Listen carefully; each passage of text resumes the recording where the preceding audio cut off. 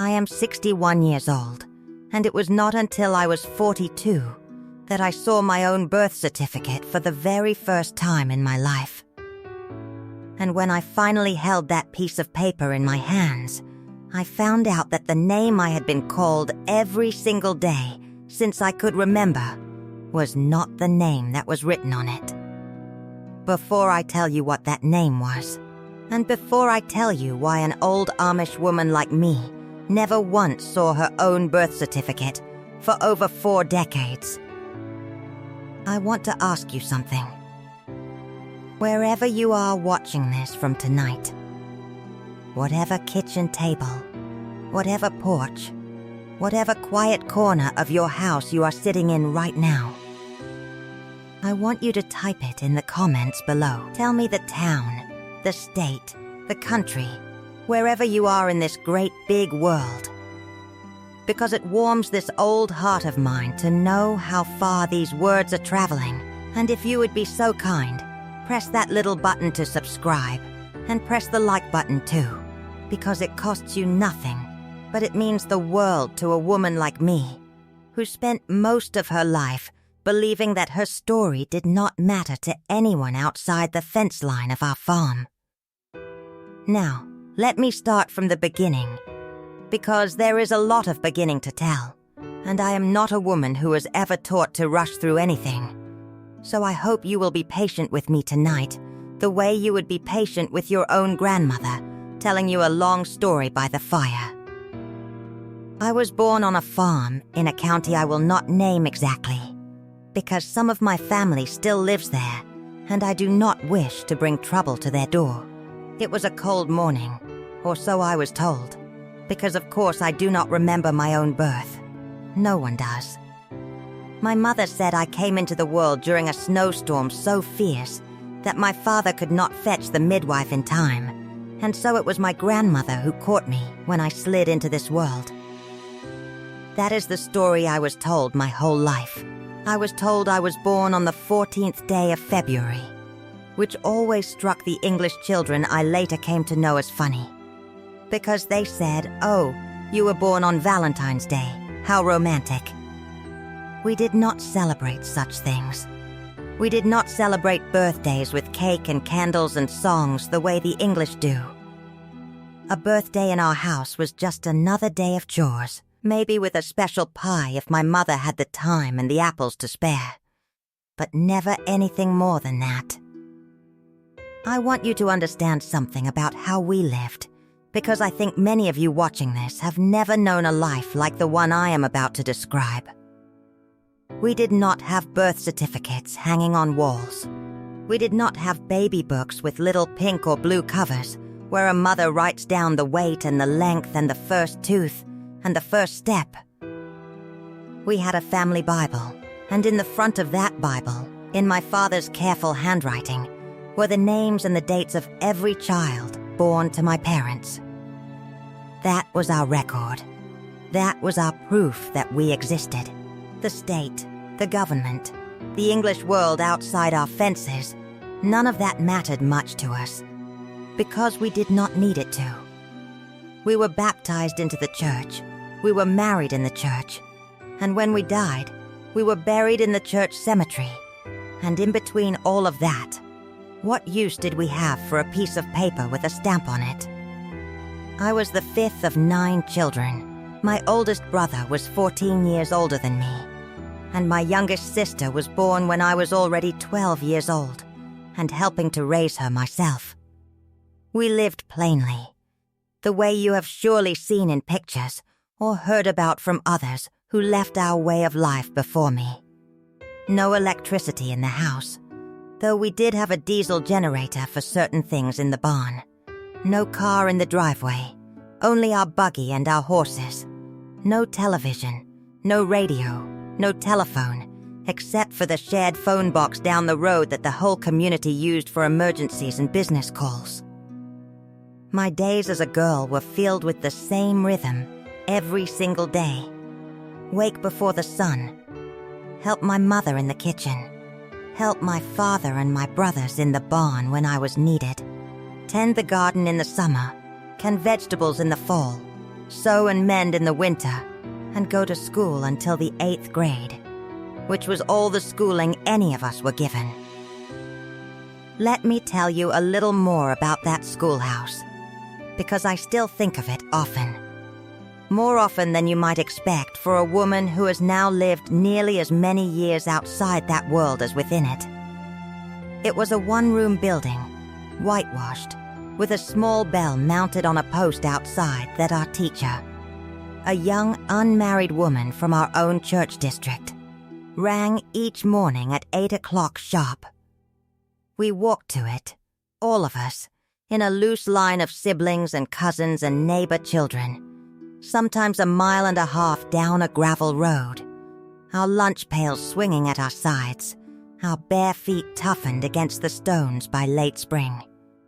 In winter, we wore our warmest coats and our black bonnets pulled tight, and I remember the particular ache of cold fingers trying to hold a pencil steady enough to form my letters properly.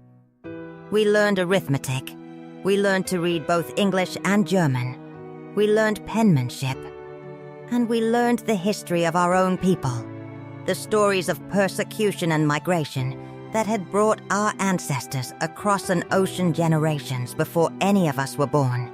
We did not learn much beyond that, not because we were forbidden exactly, but because it was simply understood, the way water is understood to run downhill, that an 8th grade education was sufficient for a life that would be spent on a farm and within a church, and no one in that schoolhouse ever suggested otherwise. I remember our teacher, a young woman perhaps only 8 or 9 years older than the oldest of us in that room, and how she managed somehow to teach 7 or 8 grades at once within a single space, moving from cluster to cluster of desks, assigning quiet work to one group while she leaned over another group's slates to correct their sums. I was, if I am honest with you now, a decent student, quick with numbers, slower with penmanship, and I remember the particular pride I felt the day she praised my recitation of a psalm in front of the whole room. A small moment of individual notice that felt almost dangerous in its rarity, since our culture did not encourage children to feel proud of themselves for very long over any single achievement. There was always another chore waiting, another sibling needing tending, another reason to set pride quickly back down and pick up humility instead. I think now that this was one of the deepest lessons of my entire upbringing, deeper even than any specific rule about hemlines or bonnet ribbons. The lesson that individual accomplishment, individual recognition, individual voice was something to be handled carefully, briefly, and then set aside in favor of the collective good of family and church. I remember the games we played during recess in that schoolyard too. Simple games with balls and ropes. Games that required no batteries and no electricity and no purchased equipment beyond what could be whittled or sewn or found lying about the farm.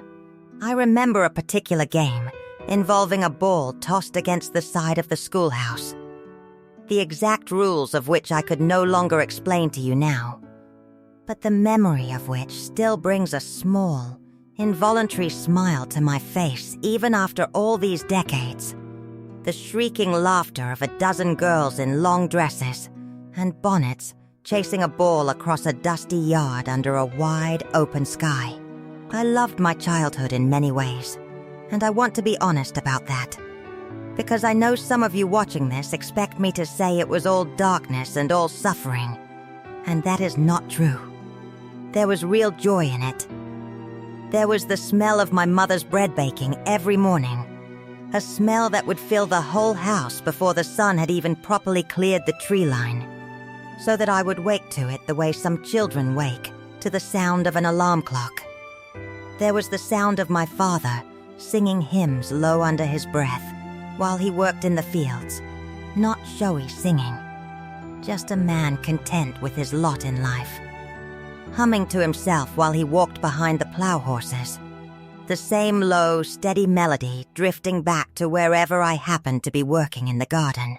There was the closeness of my brothers and sisters, 9 of us packed into a house that should have maybe held 6 comfortably, but we never once felt crowded because we loved each other plainly and simply, the way we loved everything.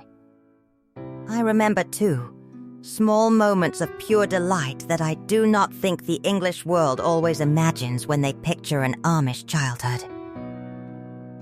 I remember summer evenings when the chores were finally done, and my older brothers would let me and my younger sisters ride on the backs of the workhorses bareback while they led them to the creek to drink, the enormous, patient animals moving beneath us like slow ships, and how my stomach would flutter with a kind of nervous joy each time. I remember winter nights when my mother would pop corn over the stove, and we would all gather close around the lamp while my father read to us from the almanac or told stories of his own boyhood. Though even then, I now realize, his stories always seemed to skip carefully over certain years, certain names. The way a person skips over a rotten board in a porch floor without ever quite drawing attention to why. I do not want you to think I am here to tear down the Amish way of life entirely, because there was beauty in it, real beauty, the kind of beauty that the fast modern world often forgets how to find, the beauty of a whole family working together toward a single harvest, the beauty of neighbors raising a barn in a single day out of nothing but willing hands and shared purpose. But there was also a silence in our house that I did not understand until I was much, much older. My mother rarely spoke of her own childhood.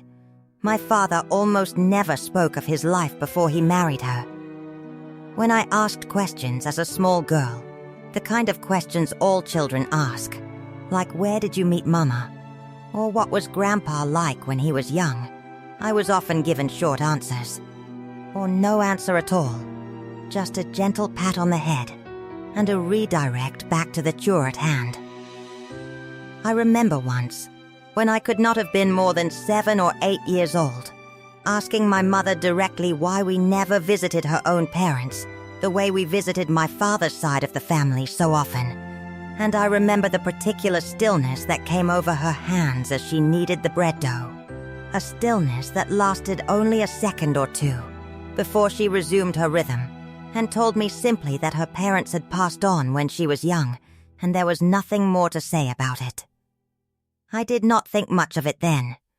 I thought that was simply how grown-ups were, quiet about the past, focused only on the work in front of them, and the church above them. It was only decades later that I would learn her parents had not passed on at all when she was young, but had lived on for many more years after she married my father, a fact she had simply chosen. For reasons I still do not fully understand even now, never once to correct in all the years I asked. When I turned 16, I entered what our community calls Rumspringa, though I know many of you have heard this word used and misunderstood in the English media. It is not quite the wild running around that television shows make it out to be.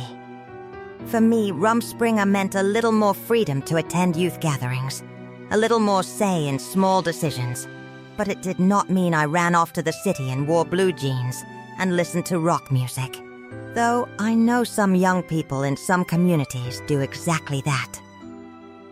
For me, Rumspringa was quiet. I went to singings on Sunday evenings, gatherings held in a different family's barn each week, where the young people of several church districts would come together to sing hymns from the Old Orspund, our unadorned songbook, without musical notation. The melodies passed down purely by memory and repetition from one generation to the next. I met young men from neighboring church districts at these singings, exchanged shy glances across long tables, and occasionally accepted a ride home in a courting buggy if a young man was bold enough to ask, and my father was agreeable enough to allow it. I still lived under my father's roof and my father's rules, and within 2 years, I had settled my mind that I would be baptized into the church, and I would marry within our community, because that was simply the path laid before me, and I did not yet have the courage, or perhaps even the desire, to imagine any other path. I do remember one friend from that season of my life, a girl named, I will call her Sarah, who lived on a neighboring farm, and who used her own Rumspringer quite differently than I used mine. Sarah's older brother had already left the community some years before, and perhaps because of that, or perhaps simply because of her own nature, Sarah pushed the boundaries of those 2 years further than most of the other girls I knew, slipping away sometimes to visit an English cousin in town, coming back with small forbidden things tucked into her apron. A magazine once, a tube of lipstick another time, objects she would show me in secret behind the hay barn, her eyes bright with a kind of daring that both thrilled and frightened me. I remember feeling, watching her, a quiet, unspoken envy that I did not have words for at the time and would not have admitted to anyone. Certainly not to my own mother, who would have been horrified to know such envy existed anywhere in my heart at all. Sarah did not end up staying either, as it happened, though her leaving came many years before mine, when we were still both quite young. I remember the day her family received word that she had gone, driven away in the middle of the night by that same English cousin, and the particular way the news moved through our community, in hushed voices at the well, in careful glances during Sunday service, a scandal that was spoken of constantly, and yet never directly. The way a storm is spoken of by everyone who has seen the clouds gathering on the horizon, and yet no one quite says aloud that rain is surely coming. I did not see Sarah again for over 30 years. Until, in fact, after I myself had left, when I tracked her down through the same kind of internet searching that later helped me find my aunt. She was living a full and, by her own account, happy life several states away. And when we finally spoke by telephone for the first time in 3 decades, she told me she had wondered for years whether I would ever follow the same road she had taken. And she wept, she told me, out of sheer relief and joy when she learned that I finally had. I want to tell you about a particular singing I remember with unusual clarity, because I think it captures something of what that season of my life felt like. It was late summer, the air still warm even after sunset, and the barn where we gathered had been swept clean and lit with a dozen kerosene lanterns hung from the rafters, casting a soft golden light over perhaps 40 or 50 young people, seated on long benches arranged around the tables. We sang for nearly 2 hours that night, moving through hymn after hymn in that slow, unhurried style that has no equivalent I have ever found in the English world since, each syllable of each word drawn out and blended into the next by the whole group singing together as one voice. I remember feeling, in that moment, a sense of belonging so total and so complete that I could not have imagined, at 16 years old, ever wanting anything different from my life. It is strange to think now how thoroughly that feeling of belonging could coexist, years later, with the restlessness that eventually grew inside me. But I have come to believe that both things were equally true, equally real, simply true at different moments of a single long life. I was baptized at 18. I remember that day with more clarity than almost any other day of my young life, kneeling before the bishop, promising before God and my community that I would live the rest of my days according to the Ordnung, the unwritten rules that governed everything from the width of my dress hem to the color of my bonnet ribbon. I remember the particular texture of the morning, cool and clear, the way the meeting house smelled of wood and dust, and the starch of freshly ironed dresses, the way my mother's hand had trembled slightly as she helped me pin my prayer covering that morning, more from emotion, I now believe, than from any physical unsteadiness. I meant every word of that promise when I made it. I want you to know that. I was not a girl being forced against her will. I believed, truly believed that this was the good and right way to live, the way that would please God and keep me safe within the loving arms of my family and my faith. If you had told me that morning that I would one day leave all of it behind, I would not have believed you, and I might even have been offended by the suggestion.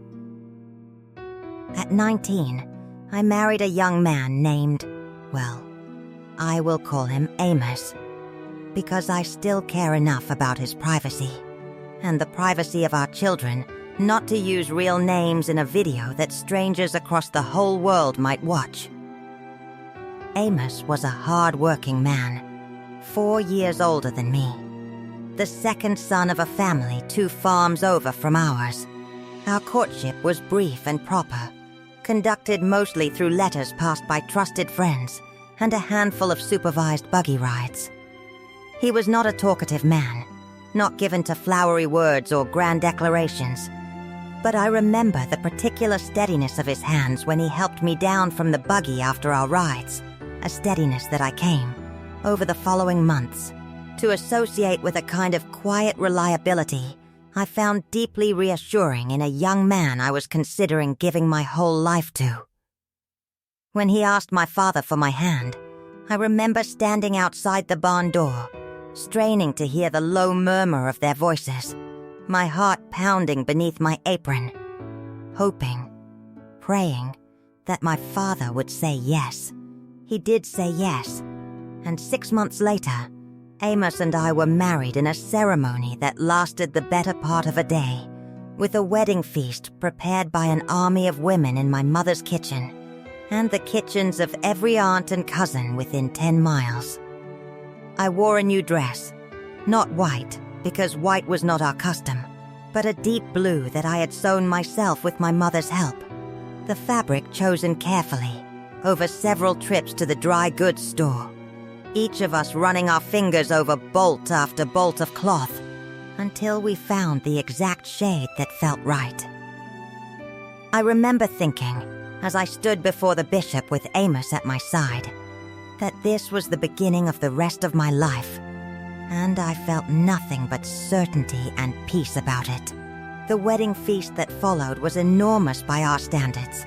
Tables groaning under roast chicken and creamed celery, and dozens of pies, and I remember laughing more that single day, surrounded by cousins and aunts and childhood friends, than I think I had laughed in months before it. The years that followed were full, in the truest sense of that word.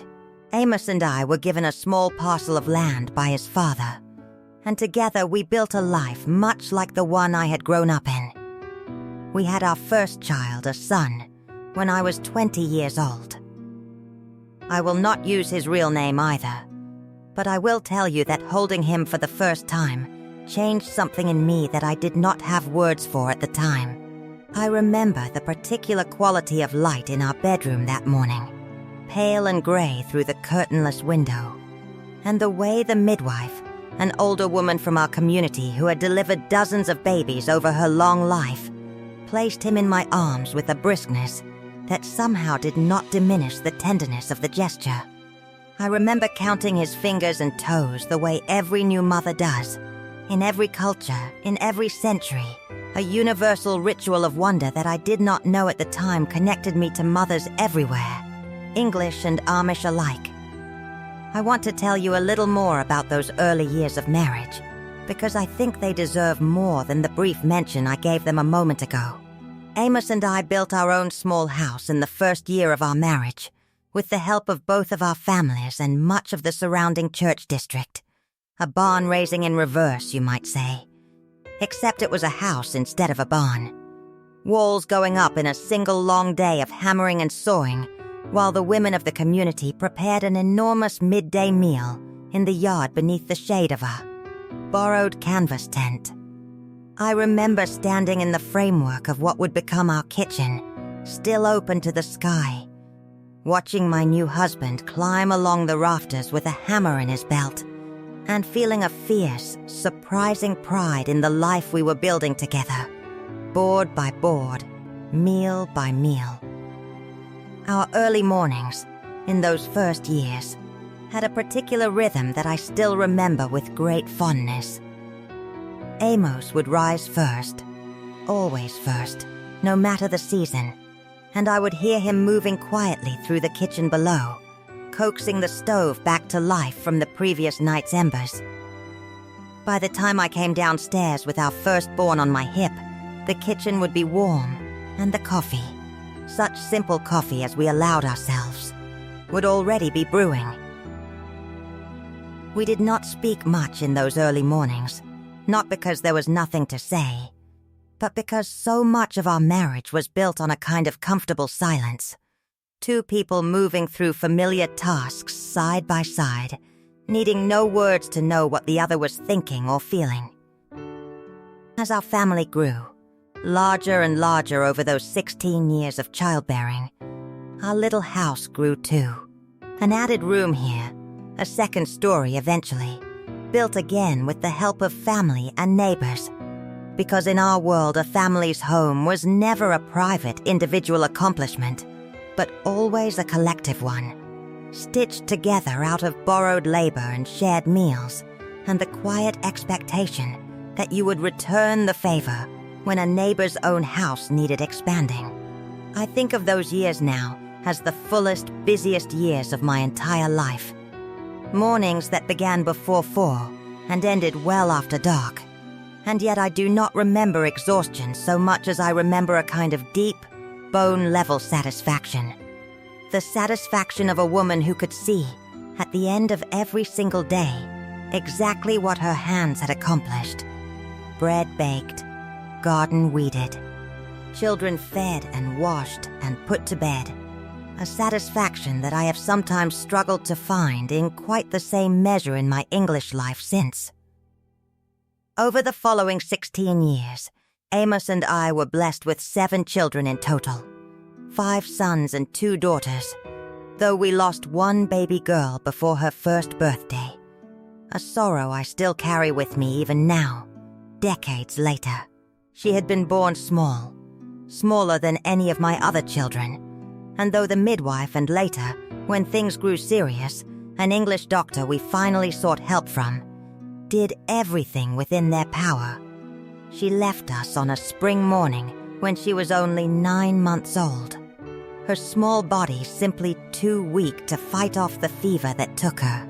I remember washing her tiny body myself, with my mother and my sisters-in-law beside me, the way our custom required, and I remember the particular silence of our house in the days that followed, a silence unlike any other silence I have known before or since. That kind of grief does not belong only to the English world. We felt it just as deeply.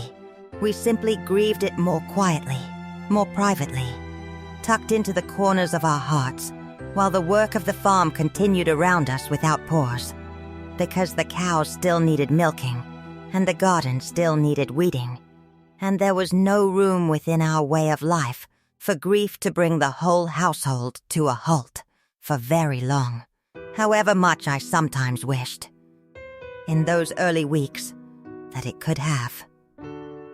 I want to pause here and tell you something important, because I think it is easy for people watching a video like this one to imagine that a woman like me spent 42 years simply suffering in silence, waiting for the day she would finally break free. That is not quite the truth, and I owe you the truth if I am going to sit here and tell you my story at all. For many, many years I was content. I loved my husband in the quiet, practical way that our culture teaches love, through service and through steadiness rather than through grand romantic gestures. Amos would rise before me most mornings to start the stove, so the kitchen would be warm by the time I came down with the children. A small gesture he never once mentioned or drew attention to. And I came to understand over the years that this quiet, wordless attentiveness was simply how he expressed a devotion he did not have the vocabulary, or perhaps the permission within our culture, to speak aloud. I loved my children fiercely. I found deep satisfaction in the rhythm of the seasons, in the smell of hay in the barn, in the sound of my children's laughter drifting up from the creek on hot summer afternoons, in the particular pride of watching a garden I had tended since April finally yield its bounty in August. Jars upon jars of tomatoes and green beans and peaches lining our cellar shelves like small soldiers standing guard against the coming winter. If you had asked me at 30 years old whether I was happy, I would have said yes without hesitation, and I would have meant it. And I want that truth to sit alongside everything else I am about to tell you, because I do not believe a life, any life, is ever quite so simple as pure suffering or pure joy. Mine was both, woven together so tightly that for many years I could not have separated one thread from the other, even if I had tried. The cracks, when they began to show, began small, so small that I did not even recognize them as cracks at the time. I remember when my second son, at around age 10, asked me one evening why we did not have birth certificates like the English children at the feed store had shown him once. A laminated card with a photograph and a seal. I told him what I had always been told, that our births were recorded in the family Bible, and that this was proof enough for God and for our community, and that was all the proof we needed. He accepted this answer the way children do, and the matter was dropped. But something in me lingered on the question long after he had run off to his chores. Why did it matter so much to the English world to have that paper?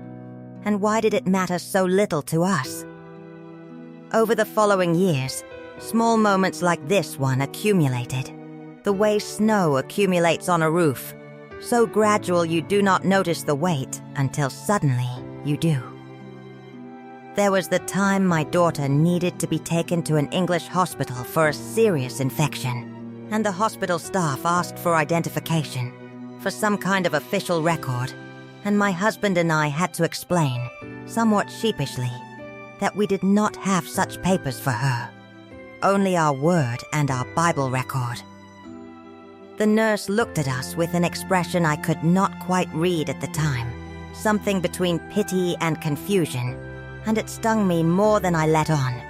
I remember sitting in that fluorescent-lit waiting room, watching English mothers pull laminated cards and folded papers from their purses with such ease, such casual certainty, and feeling for the first time a kind of quiet shame at how flimsy our own family's official existence seemed by comparison.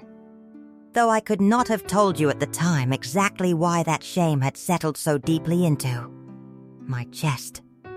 There was the time a distant cousin left our community entirely and later wrote a letter to my mother. A letter my mother read once and then burned in the stove without ever telling any of us what it said. I only knew of its existence because I saw the ashes and asked, and my mother's face went pale and closed like a door slamming shut, and she told me never to speak of it again. I remember the particular quality of that silence, thick and immediate, unlike any of the ordinary silences of our household. And I remember thinking, even as a young woman with small children of my own, that there was something about that letter, something about that cousin's departure, that frightened my mother far more than a simple family scandal should have.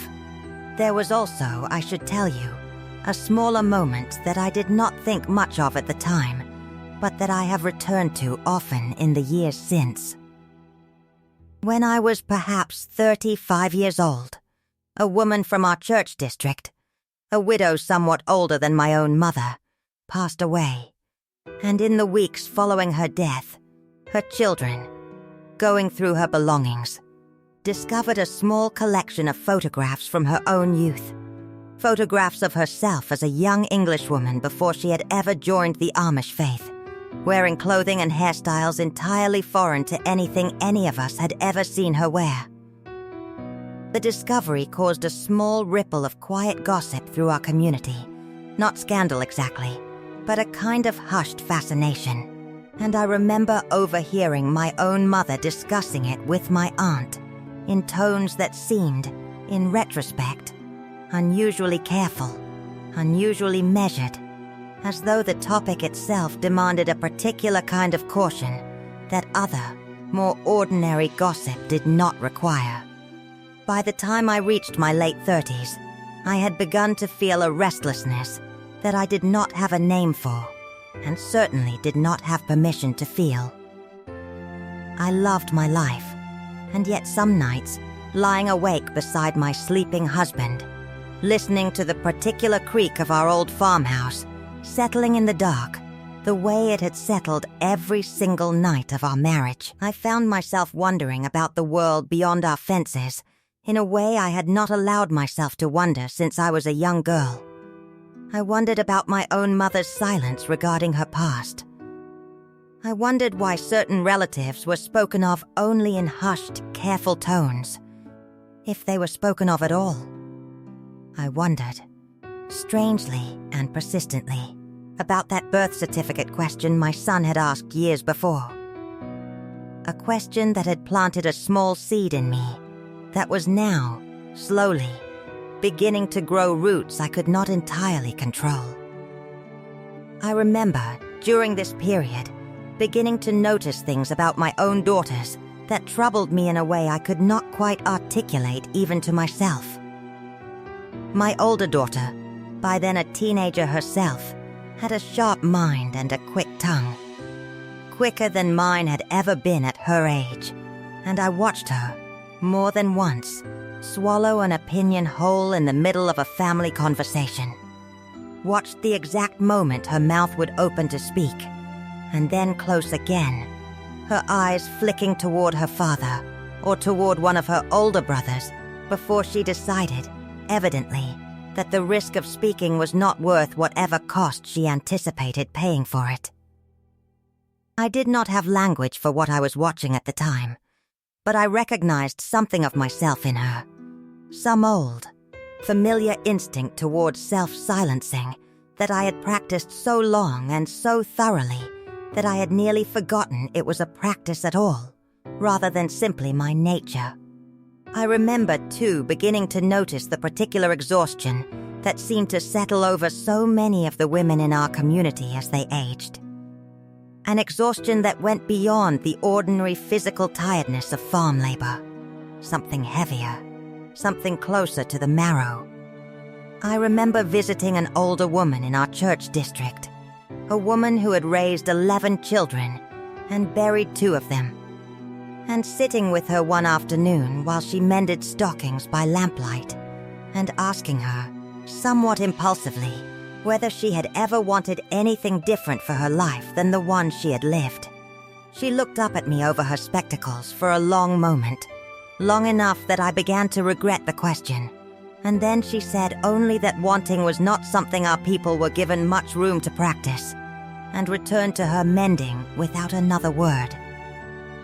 I drove home that evening, turning her answer over in my mind, feeling a chill that had nothing to do with the weather, recognizing in her careful, guarded response an echo of something I had begun to feel stirring in my own chest. I also began, during this same period, paying closer attention to the way certain families within our district seemed to carry old grievances and old griefs that were never spoken of directly but that shaped, quietly and persistently, the way people interacted at gatherings, the way certain families were seated a little further from the head table at weddings, the way certain names were mentioned with a particular carefulness that I had grown up simply accepting as the natural texture of adult conversation, without ever questioning why it existed. Once I began to notice this texture, I could not stop noticing it, the way you cannot stop hearing a clock ticking once you have first consciously registered the sound.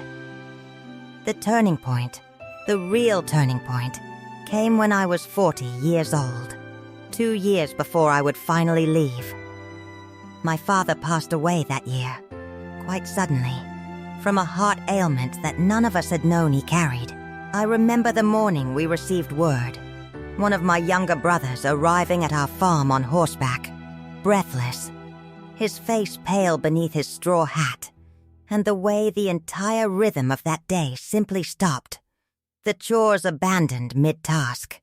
The animals left briefly unattended for the first time in my memory, as the whole family gathered at my parents' farm to sit with my mother and to begin the long ritual process of preparing my father's body and our home for the viewing and the funeral that would follow within days, as was our custom.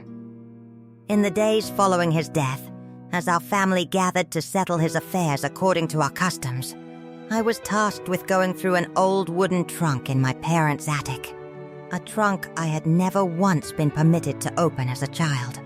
My mother, grieving and exhausted, simply waved her hand toward it and told me to sort through it and decide what should be kept and what should be discarded. I remember climbing those attic stairs, narrow and steep, dust motes swimming in the single shaft of light from the small gable window, and the particular smell of that attic, cedar and old paper and something else, something faintly sweet and faintly sad that I have never quite been able to name since, a smell I now associate entirely with secrets, though at the time I would not have used that word. Inside that trunk, beneath old quilts and letters written in German script I could only partially read, I found a small metal box, rusted at the corners, locked with a tiny latch that had long since lost its key. I pried it open with a kitchen knife, feeling a guilt I could not quite explain, as though I were trespassing on ground I had no right to walk. Inside that box were papers, English papers, official-looking documents with government seals, the kind of papers our family never kept, or so I had always believed.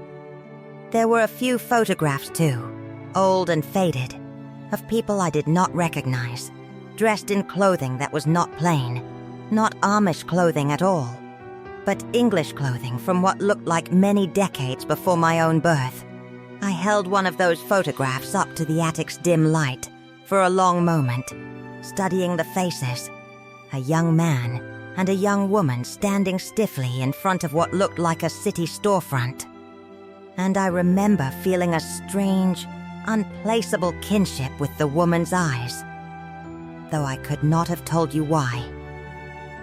I remember, too, finding beneath those photographs a small bundle of letters tied together with a length of faded ribbon, the handwriting on the topmost, envelope unfamiliar to me, an address written out in a looping, confident script that seemed distinctly English rather than Amish in its style, though I could not have explained precisely why I felt that distinction so strongly at the time. I did not open those letters that day. Something in me, some instinct I still cannot fully explain, told me that whatever those letters contained was not mine to read without permission. Not yet. Not while my father's body still lay in the front room below, and the whole weight of the funeral preparations pressed down upon every member of our household. I retied the ribbon exactly as I had found it, and set the bundle carefully back beneath the quilts, though I remember the particular reluctance of my own hands as I did so, as though some part of me already sensed that I would need to return to that box again someday, and did not want to disturb its contents any more than necessary until that day arrived. I did not understand what I was looking at that day, and grief and duty pulled me away from the trunk before I could examine it closely. I placed the metal box back where I found it, telling myself I would return to it another time, when there was less sorrow pressing down on our household, and more room in my mind to think clearly. But the image of those papers, those photographs of unfamiliar English faces tucked away in my Amish grandmother's attic, stayed with me like a splinter beneath the skin, small, but impossible to ignore. 2 years passed before I found the courage, or perhaps the desperation, to return to that trunk. In those 2 years, my restlessness only grew.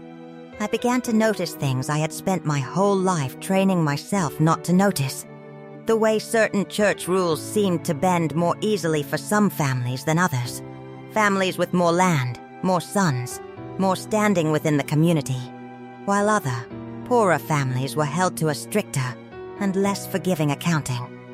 I noticed the way women's voices, including my own, were rarely invited into decisions that shaped our entire lives. The way a church meeting could stretch on for hours discussing matters that affected every household equally, and yet not a single woman's opinion would be solicited, or, if offered unsolicited, taken particularly seriously. I noticed the way any question about our history, our origins, our records, was met with a discomfort that I now recognize as something closer to fear than to simple modesty. During this same 2-year period, I began almost without realizing what I was doing to spend a little more time at the small grocery store where I occasionally sold our extra produce and eggs, a store run by an English woman named Carol, kind-faced and perhaps 10 years my senior, who had a way of asking gentle, unhurried questions that never once felt intrusive. Our friendship began so gradually that I could not now tell you the precise week or month it began. Only that over the course of many Tuesday mornings, delivering eggs and taking payment and exchanging small talk about the weather and the crops, something warmer and more genuine slowly took root between us.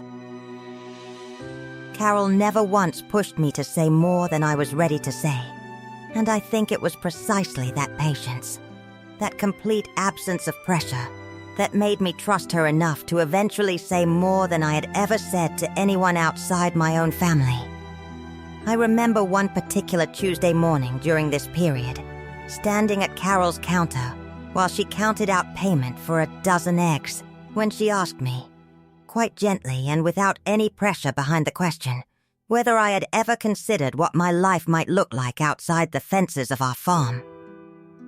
I remember the strange jolt that question gave me, not because it felt threatening, but because I realized, standing there in that ordinary little store, with its smell of coffee and cardboard, that I had never once in over 35 years of life been asked such a question by anyone.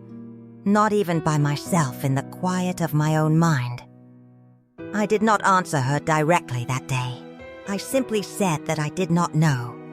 And she nodded, unhurried, and let the matter rest.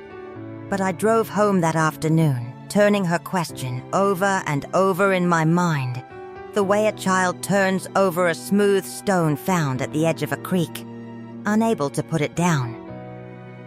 I want to be very careful here, because I do not wish to paint an entire community, an entire way of life, with only one broad and bitter brush. There are many Amish families living good, honest, faithful lives, and I do not regret every single year I spent among mine. But for me, personally, in my own heart, a change had begun that I could no longer stop, no more than a farmer can stop the first crack of spring ice breaking apart on a frozen pond. At 42 years old, on an ordinary Tuesday in early spring, I made a decision that would alter the entire remaining course of my life. My husband had taken our 2 youngest children to visit his brother's farm for the day. My older children were grown or nearly grown, some already married with families of their own. I was alone in the house for the first time in longer than I could remember, and something in that solitude, that rare and precious solitude, gave me a courage I had never before possessed. I hitched our buggy, drove the 7 miles to my mother's farm, where she still lived alone since my father's passing, and I told her, with a steadiness in my voice that surprised even me, that I needed to see what was inside that metal box in the attic, and I needed her to tell me the truth about it. My mother was 71 years old at that time, and I watched something break open in her face when I said those words, something that had perhaps been waiting decades for permission to surface. She did not argue with me. She did not send me away. Instead, she sat down heavily at her kitchen table, folded her weathered hands in front of her, and asked me to fetch the box down myself, because her hips could no longer manage the attic stairs. I climbed those familiar stairs with my heart hammering against my ribs, retrieved the box, and brought it down to the kitchen table where my mother sat waiting. What followed was the longest conversation my mother and I ever had in our entire lives together, and I wish now that I had recorded every single word of it. Though, of course, we own no device that could have done such a thing, and even if we had, I doubt my mother would have permitted it. She told me that my father's family, generations back, had not always been Amish. There had been a great-grandfather who left the English world entirely and joined the community as a young man, marrying into it, converting fully, and raising his children to know nothing of his life before. I remember my mother's voice growing quieter and quieter as she spoke of this ancestor, as though even 2 generations later, the shame of an outsider joining our bloodline still required a hushed and careful telling. But more than that, more urgently, she told me something about my own birth that I was not prepared to hear. She told me that I was born not during a snowstorm on our family farm, as I had been told my entire life, but in an English hospital, 40 minutes away, because complications during my birth had made a home delivery too dangerous, and my parents, breaking with strict custom out of fear for my life and my mother's life, had taken her there in a neighbor's car in the middle of the night. I remember my mother's hands trembling as she described that night. The fear in her voice, even after all these decades. The particular terror of a young Amish woman being wheeled into a bright, unfamiliar hospital hallway, surrounded by machines and English strangers in white coats. Certain in that moment that either she or her unborn child, or perhaps both, would not survive the night. She told me that because I was born in that hospital, a birth certificate had been filed with the state, an official document that my parents had, over the following years, quietly tucked away and never spoken of again. Partly out of embarrassment at having needed the English world's help, and partly, she admitted with tears now slipping down her weathered cheeks, because of what that certificate actually said.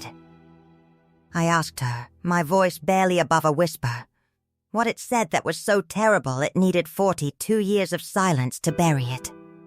My mother reached into the metal box with trembling hands and pulled out a yellowed envelope, and inside that envelope was my birth certificate, the very first time in my entire life that I had ever laid eyes on it. The name on that certificate was not the name I had been called every single day of my life. I had been called by a name I will share with you now, a plain and simple name common among our people.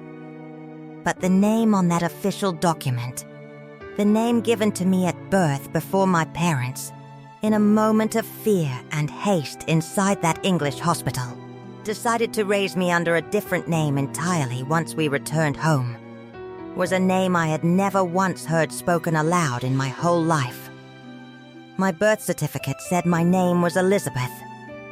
I had been called by another name, a name I will not share here for reasons of privacy toward my living children, for 42 years, and I had never known, not for one single day, that the state, the government, the official record of my very existence, called me something else entirely.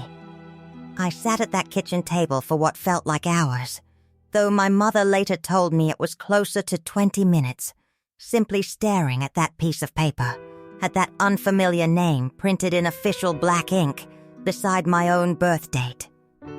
Which, I discovered, was also not the 14th of February as I had always believed, but the 11th, 3 days earlier than the story I had been told my entire life. I remember the particular sensation of that discovery, a kind of hollowing out in my chest, as though the floor of a room I had lived in my whole life had suddenly, silently, given way beneath me, and I was falling, slowly and strangely, through a space I had never known existed underneath the only life I had ever known. I asked my mother why. Why change my name? Why change even my birthday? Why let me live over 4 decades believing something that was simply not true? My mother's explanation was tangled and imperfect. The explanation of a frightened young woman decades in the past trying to protect her family's standing within a community that valued conformity above almost everything else. She told me that my father's older sister, my aunt, had also been named Elizabeth, and that my aunt had left the Amish faith entirely only a year before my birth, running off with an English man from town. A scandal that had shaken our extended family and brought shame upon my grandfather's household. My parents, fearing that naming me after this so-called fallen aunt would bring constant reminder and constant judgment upon our family within the community, quietly began calling me by a different name almost from the moment we returned home from that hospital, never officially changing the birth certificate, simply choosing, in practice, to bury it and never speak of it again. As for the birthday, my mother said this was simply a mistake, a clerical error at the hospital that they never bothered to correct. Not out of any deep secret, but out of the same general instinct to avoid entanglement with English paperwork whenever possible. I want to tell you honestly what I felt in that moment, sitting across from my elderly mother with that piece of paper trembling in my hands. It was not anger, not at first. It was something closer to vertigo, a dizzying sense that the ground I had stood on my entire life was not quite as solid as I had believed. Every birthday party I had never had, every time I had told my own children I was born on the 14th of February, every single day I had answered to a name that was, according to the government, the law, the official record of my existence, not truly mine at all. All of it now felt strange and unfamiliar, like looking at a photograph of your own house and realizing the windows are in the wrong place. I drove home from my mother's farm that evening in a daze, the birth certificate folded carefully inside my apron pocket, and I did not tell Amos what I had discovered for nearly 3 weeks. I want to be honest about that too, because I think it matters. I needed time, private time, to sit with this discovery before I could bring it into the shared space of my marriage. During those 3 weeks, I moved through my days as though wrapped in a kind of fog, performing the same chores I had performed for over 2 decades, feeding chickens, kneading bread, mending torn trousers, all while some quieter, more urgent part of my mind circled endlessly around that yellowed piece of paper and everything it seemed to represent. When I finally did tell him, sitting together at our own kitchen table after the children had gone to bed, his reaction was calm, almost dismissive, in a way that surprised and, I will admit, hurt me. He told me it did not matter what some paper said, that I was who I had always been in the eyes of God and in the eyes of our community, and that dwelling on it further would only bring me unnecessary trouble and unnecessary pride. I remember watching his face carefully as he spoke, searching for some flicker of the same vertigo I had felt, and finding instead only a calm, settled certainty that seemed, in that moment, to belong to an entirely different world than the one I now found myself inhabiting. I understood his reasoning, because it was the reasoning I had been raised within my entire life. The reasoning that placed communal identity and spiritual standing far above individual, official, legal identity. But something in me, something that had been quietly stirring for years already, could not simply let this discovery settle back into silence the way my parents had let it settle for over 4 decades. I found myself thinking, again and again, About that other name, Elizabeth. About the aunt who had left. About the entire hidden history tucked away in metal boxes and attic trunks across generations of my family. And I began to ask myself a question I had never before had the courage to ask. What else had been hidden from me? And what would happen if I finally decided to stop living inside a story that was not entirely true? Over the following 2 years, this question worked on me like water working on stone. Slow, patient, but ultimately unstoppable. I began, quietly and carefully, to learn more about the English world beyond our fences. My friendship with Carol deepened considerably during this period, and I found myself lingering at her store longer and longer each visit, asking her small, careful questions about the wider world. Questions I would never have dared ask a member of my own community. She lent me, quietly and without judgment, a small transistor radio that I kept hidden beneath a floorboard in our barn, and I would sometimes slip away during the day, telling my family I needed to check on the chickens, simply to sit alone in that barn and listen to voices and music from a world I had never once been permitted to hear. I will not pretend that the decision to eventually leave came easily or quickly. I had 7 children, 5 of them still living under my roof at various points during those 2 years, a husband I had built an entire life alongside for over 2 decades, and a community that had shaped every single value and instinct I possessed. Leaving the Amish faith is not like moving to a new town or changing jobs in the English world. It carries with it the very real possibility of shunning, of being cut off entirely from family members, from the community that raised you, from the only social fabric you have ever known. I understood all of this clearly, and I want anyone watching this video who is considering a similar path to understand it too, because I do not believe in romanticizing a decision that cost me more than I can fully express in words. What ultimately gave me the courage to leave was not any single dramatic event, but rather an accumulation of smaller realizations, each one adding weight to a scale that had been slowly tipping for years. I realized that my daughters, watching me quietly submit to decisions I increasingly disagreed with, were absorbing lessons about a woman's place and a woman's voice that I no longer wished to teach them through my own example.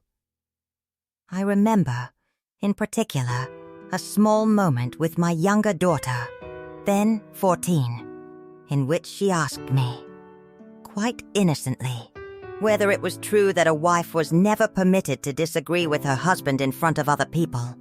And I remember the particular ache of hearing my own unspoken rule articulated so plainly by a child who had absorbed it entirely from watching me, without my ever once having said it aloud. I realized that my restlessness was not a sin to be confessed and prayed away, but rather an honest signal from within myself that something needed to change. And I realized, perhaps most powerfully of all, that I had spent 42 years not even knowing my own legally recorded name and birth date, and that this fact, more than any single sermon or rule, had cracked open a door in my mind that I could not bring myself to close again. At 42 years old, 3 months after I finally worked up the courage to tell Amish that I intended to leave the church and the community, I packed 2 suitcases with what little I owned that felt truly mine, and I left the only home I had ever known. I will not pretend this was a clean or simple departure. There were months of painful conversations, tears from my children, a formal shunning process initiated by our church district that meant many of my own relatives would no longer eat at the same table as me or accept goods from my hands, a punishment meant to encourage repentance and return, but one that instead confirmed for me, painfully, the depth of the choice I was making. I remember the specific Sunday when the bishop announced, before the gathered congregation, that I had chosen to leave the faith, a moment I was not present for, but which was described to me later, in careful, pained detail, by one of my sons who still spoke with me at the time. He told me that the bishop's voice did not rise in anger, but simply grew heavier, slower, the way a man's voice grows when he is delivering news he genuinely wishes he did not have to deliver, and that several of the older women in the congregation, women who had known me since I was a small girl in that same schoolhouse I described earlier, wept openly during the announcement, not out of judgment, my son insisted, but out of a grief that mirrored the grief so many of us were feeling in our own separate, private ways. I have thought of those women often in the years since, women who had rocked me as a baby, who had taught me to can vegetables and piece a quilt, who now, by the rules of their own faith, were required to treat me as though I no longer existed within their world, and I do not believe even now that this requirement brought any of them the ease or the certainty that our tradition assumes such practices are meant to provide. I remember, too, a particular evening perhaps 4 months after I left, when I returned briefly to the area to collect a few remaining belongings from the house, and passed my own sister on the road, walking with 2 of her children toward town. She saw me. I know she saw me. Our eyes met for the briefest of moments across perhaps 20 feet of gravel road. And then she looked away.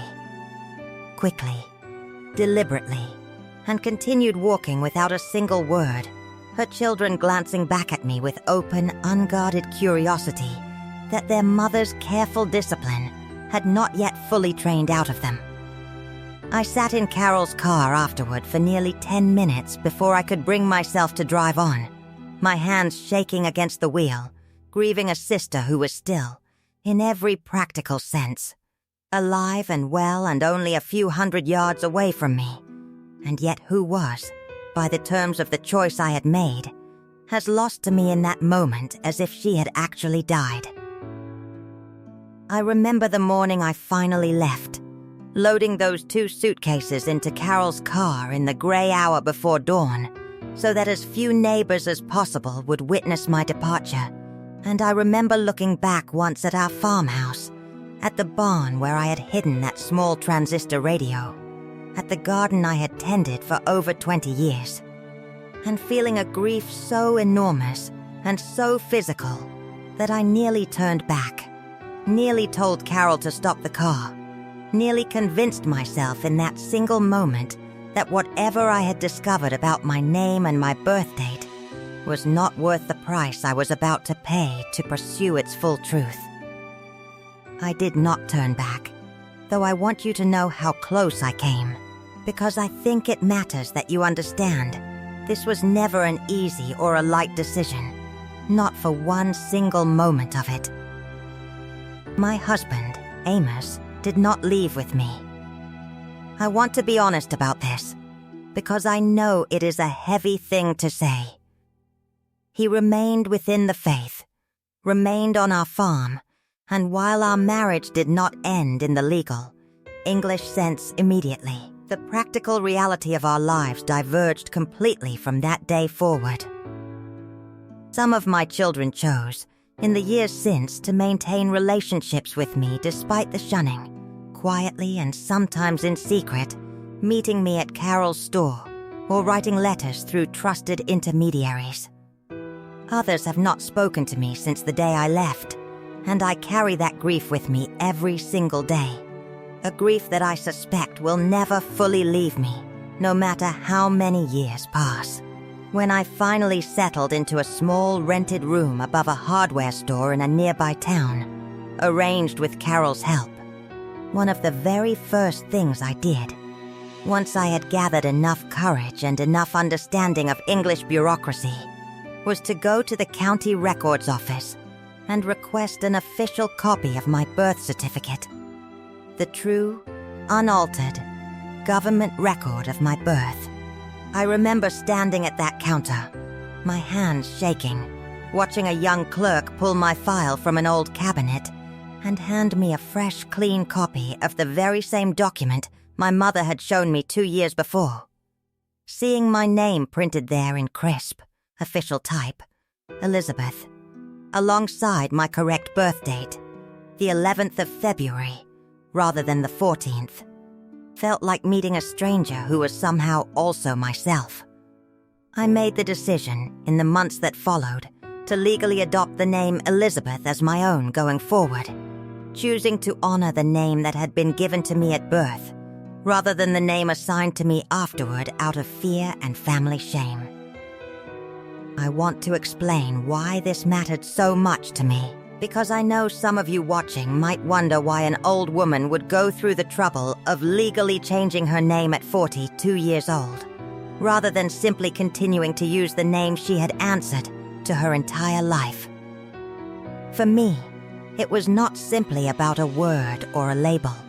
It was about reclaiming something that had been taken from me before I was even old enough to have a say in the matter. A small but deeply symbolic act of stepping into a truth that had been hidden from me for over 4 decades.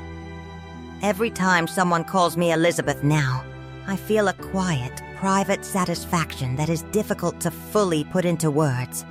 A sense that I am finally, truly, being addressed as myself. The years that followed my leaving were not easy ones, and I do not wish to give any of you watching this the false impression that leaving the Amish faith at 42 years old was simply a story of triumphant liberation followed by uncomplicated happiness. I had to learn, essentially from scratch, how to navigate a world I had only ever observed from a careful distance. I had to learn how to drive a car, a skill I did not master until I was 44 years old. Sitting nervously behind the wheel of Carol's old sedan in an empty parking lot, while she patiently coached me through my fear. My hands gripping that steering wheel so tightly that my knuckles ached for days afterward, my heart pounding every single time another car appeared anywhere within my field of vision. I had to learn how to use a telephone comfortably, how to manage a bank account, how to fill out the endless forms and applications that English life seems to require at every turn. I remember my very first attempt at using a telephone booth in town, before I owned any device of my own, standing inside that small glass box for several long minutes, simply studying the buttons and the coiled cord and the small slot for coins, feeling a woman walking past glance at me with mild curiosity. No doubt wondering why a grown woman appeared so thoroughly baffled by an object most. Children mastered by the age of 5. I remember, too, the particular anxiety of opening my very first bank account, sitting across a wide desk from a young bank employee, perhaps half my age, who spoke a language of interest rates and minimum balances and overdraft protections that felt, in that first meeting, almost as foreign to me as the German dialect of my grandparents' generation had once felt to my own English-speaking grandchildren decades later. I did not understand more than half of what she explained to me that day, but I nodded along, signed where she pointed, and walked out with a small paper passbook clutched in my hand as though it were a rare and precious document, which, in a way, for a woman in my position, it truly was. I also remember the particular terror of my first official job interview for the house cleaning position that would eventually become my main source of income for many years. I had never once in my life sat across a table from someone whose sole purpose was to evaluate whether I was worthy of paid work, since within our community, all labor was simply expected, assumed, woven into the fabric of family and church obligation, rather than negotiated and compensated the way English employment functioned. I remember stumbling over the woman's questions about my previous experience, uncertain how to explain that I had in fact managed an entire household and raised 7 children and tended a working farm for over 2 decades. Skills that felt, to me, obviously more demanding than any single task she might ask me to perform in her home. And yet skills I did not know how to translate into the language of a resume or a reference letter. Concepts I had never once needed or encountered in my previous life. I had to learn how to dress in clothing that felt, for the first several years, almost indecently exposed compared to the modest, covering garments I had worn my entire life, even though by any ordinary English standard. My new clothing remained quite plain and simple. I remember the first time I wore a simple pair of trousers, an item of clothing I had never once worn in over 4 decades of life, and the peculiar, almost dizzying sensation of feeling my own legs move freely beneath fabric that did not swirl and swish around them the way my long dresses always had. I remember standing in front of a mirror in Carol's spare room, a full-length mirror, another object I had rarely encountered growing up since our home's discouraged vanity, and rarely kept such things, and studying my own reflection with a strange, searching curiosity, trying to reconcile the woman looking back at me with the woman I had believed myself to be only weeks before. I remember, too, the particular strangeness of grocery shopping for myself for the very first time, pushing a metal cart down aisles brightly lit by humming fluorescent lights, faced with more choices in a single aisle than our entire small dry goods store back home had offered in its whole cramped space. I remember standing frozen before a shelf of breakfast cereals, dozens of brightly colored boxes competing for my attention, feeling a kind of quiet panic rise in my chest at the sheer, dizzying abundance of it all, until I finally simply reached for the plainest-looking box I could find and moved on, telling myself I would learn, in time, how to make such small decisions without feeling so thoroughly overwhelmed by them. I found work, eventually, cleaning houses for several families in town, work that felt familiar enough in its physical rhythms to bring me comfort during a time when almost everything else in my life felt foreign and uncertain. I slowly built a small circle of friends, mostly other women, some who had also left strict religious communities of various kinds. Women who understood, in ways that few others could, the particular grief and disorientation of leaving behind an entire way of life while simultaneously trying to build a new one. I attended English church services occasionally, though I never fully committed to any single congregation, finding myself instead drawn to quiet personal prayer that did not require the elaborate social structure I had grown up within. I want to tell you, too, about the strange education of ordinary electricity, since I know it might seem like such a small thing to most of you watching. And yet, it occupied an enormous amount of my attention during those first months in the English world. I remember standing in my small rented room, flipping a light switch on and off repeatedly, marveling at the instant, effortless quality of it. A light that required no match, no kerosene, no careful tending, simply a small flick of one finger, and the room filled with brightness, or fell into darkness according to my whim alone. I remember the particular luxury of a refrigerator, an appliance that kept milk cold and butter firm, without any ice needing to be hauled in from a ice house or a frozen pond, and how strange it felt, that first winter, to realize I no longer needed to plan my meals around what would spoil most quickly, that the entire rhythm of food preparation I had known my whole life could simply be set aside in favor of a humming metal box that did the work for me. I remember, too, the particular disorientation of my first washing machine, an object that performed in perhaps 40 minutes what had once taken me the better part of an entire day. Hauling water, heating it over a fire, scrubbing each garment by hand against a washboard, wringing it out with aching arms, hanging it to dry across lines strung between the porch posts. I stood in front of that machine the first time I used it, watching through the small round window as the clothes tumbled and churned, feeling almost guilty at how little effort the whole process now required of me, as though ease itself was something I had not yet earned the right to enjoy. I want to speak now about my relationship with my children, because I know this is often the part of stories like mine that weighs most heavily on people's hearts.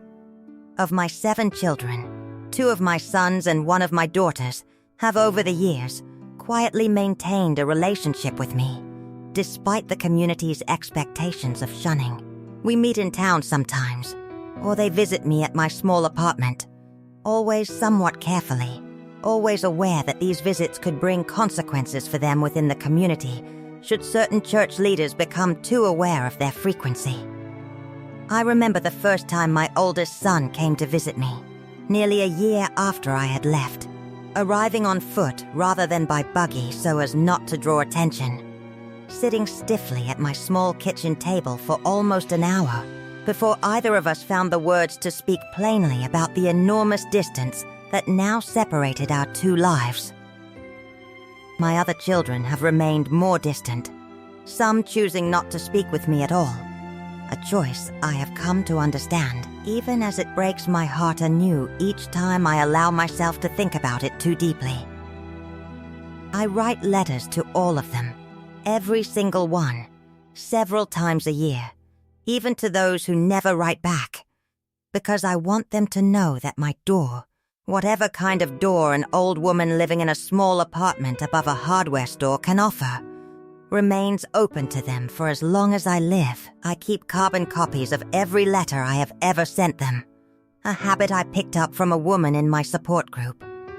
And on quiet evenings, I sometimes reread those old copies, tracing the slow evolution of my own handwriting, my own thoughts, my own understanding of myself, across nearly 2 decades of correspondence with children who may or may not ever read a single word of it. I remember one particular visit, perhaps 8 or 9 years after I left, when my youngest daughter, by then a young married woman herself with a baby of her own, came to see me at my apartment, bringing that grandchild with her for the first time. I remember holding that small, warm bundle in my arms, a granddaughter I had genuinely believed I might never be permitted to meet, and feeling a grief and a joy so tangled together that I could not have separated them even if you had asked me to. My daughter stayed only 2 hours that afternoon, watching the clock more than either of us wanted to admit, aware that her husband's family would ask questions if she was gone too long. But those 2 hours remain among the most precious of my entire life since leaving, and I think of them often. Especially now that my granddaughter is old enough, I am told, to ask her own mother questions about the grandmother she has never been permitted to know very well. I have also learned, over these years, not to measure the worth of my relationship with each child by the frequency of our contact alone. One of my sons who no longer speaks to me directly still, I have learned through a cousin who maintains contact with both of us, keeps a small photograph of our family from before I left tucked inside his hat, a detail that undid me completely the first time I heard it, because it told me something no formal reconciliation ever could, that even in his silence, some part of him has not fully closed the door I once worried I had closed myself. I think often about my husband Amish as well. We never formally divorced in the English legal sense until nearly 6 years after I left, a process that was, in its own way, as painful as the initial leaving had been, tangled up in property matters concerning the farm, and complicated further by the fact that Amish, still within the community, approached the entire matter through channels very different from typical English divorce proceedings. I do not carry bitterness toward him. Not really. Not anymore.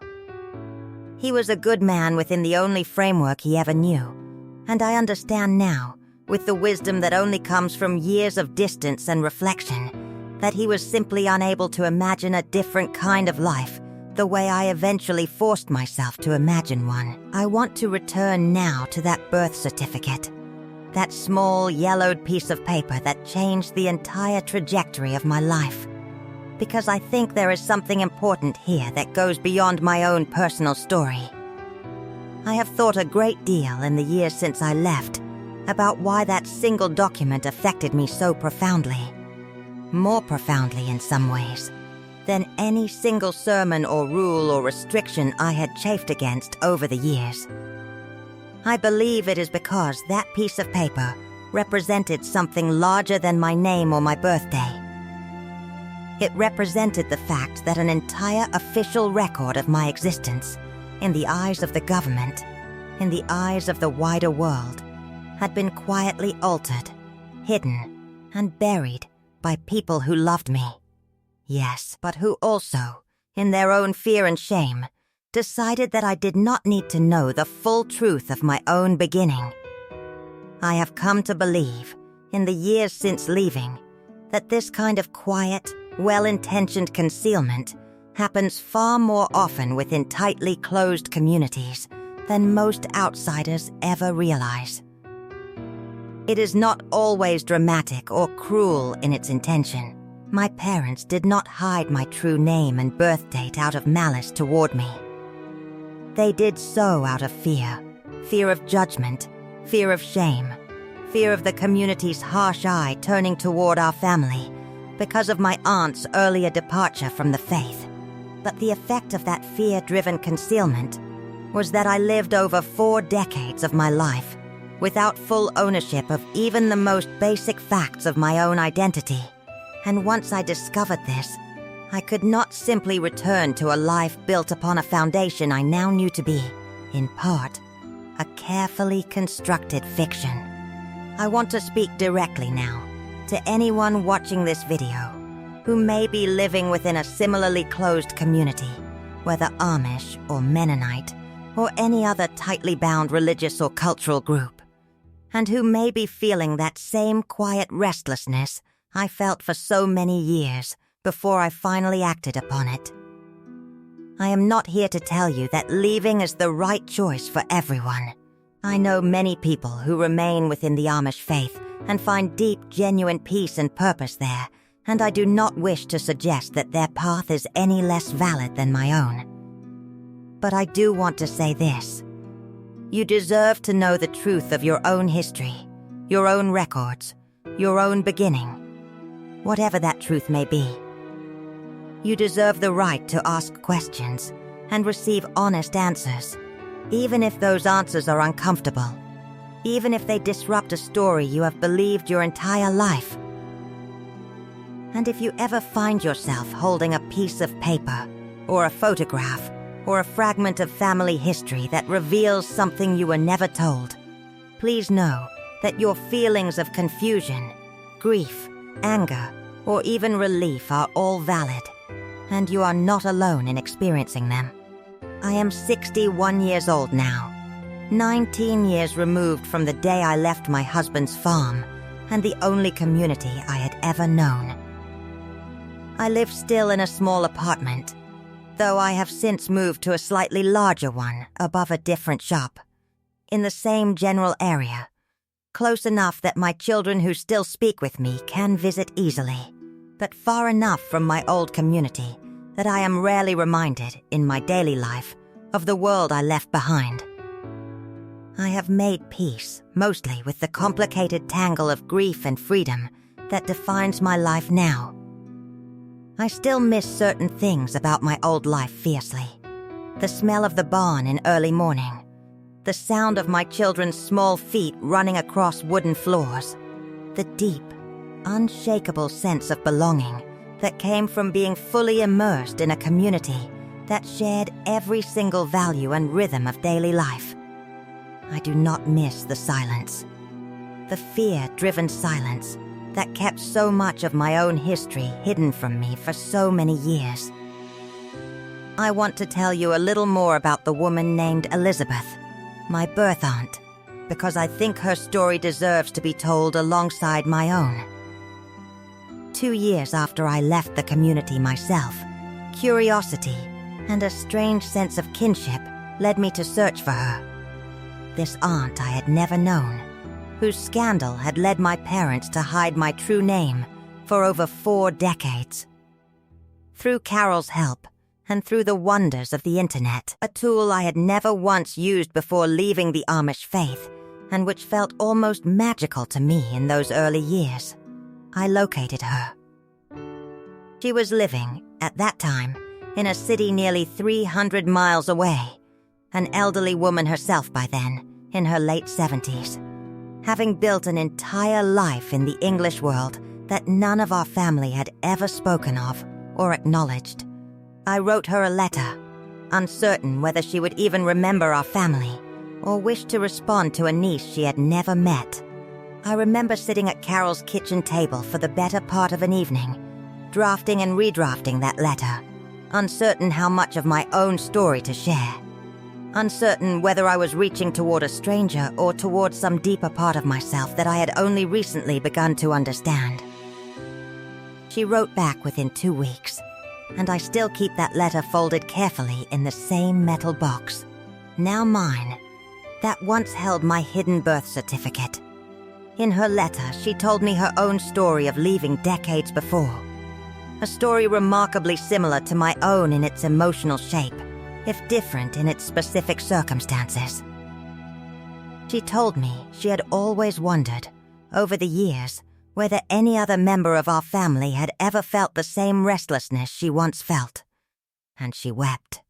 She told me, real tears of joy, upon learning that she had unknowingly given her name, however briefly and however secretly, to a niece who would grow up to walk a similar path decades later. We met in person only once, before she passed away 4 years ago, a meeting I will cherish for the rest of my own days. I traveled those 300 miles by bus, my very first long journey alone in the English world, watching the landscape change through the window for hour after hour. Farmland giving way to towns, giving way to a city larger than anything I had ever seen with my own eyes. We sat together in her small, comfortable living room, 2 women separated by nearly 40 years in age, but bound together by a name and a choice that neither of us had fully understood the weight of until much later in our lives. She told me something that day that I carry with me always, and I want to share it with you now, because I believe it captures something essential about the entire journey I have tried to describe in this video. She said that leaving a closed community does not mean rejecting everything you once were. It simply means finally becoming brave enough to ask whether the story you were given is the only story available to you, and having the courage to write a new chapter when you discover that it is not. I remember, too, small details from that single visit that I have carried with me ever since. The particular way she poured tea for us both from a small floral patterned pot, she said, had belonged to her own mother, my grandmother. A woman I had known only as a stern, distant figure from a handful of childhood memories, and who Elizabeth described to me that afternoon as a woman capable of surprising tenderness in private, however rigid she may have appeared within the public life of the church. Elizabeth showed me a small photograph album she had kept hidden for decades, filled with pictures of herself in the years just before and just after she left, a transformation captured frame by frame, from a solemn young Amish woman in a dark dress and prayer covering to a laughing young woman in modern clothing, her hair cut short and stylish, standing arm in arm with the English man she had eventually married and remained with for over 40 years until his passing some years before we met. I studied those photographs for a long time, searching her young face for some sign of the fear or grief I imagined she must have carried during that transition, and found instead, in nearly every picture, an expression of genuine, unclouded joy that surprised me and that I have thought about often since. A reminder that the story of leaving does not have to end only in loss, however real that loss undeniably also is.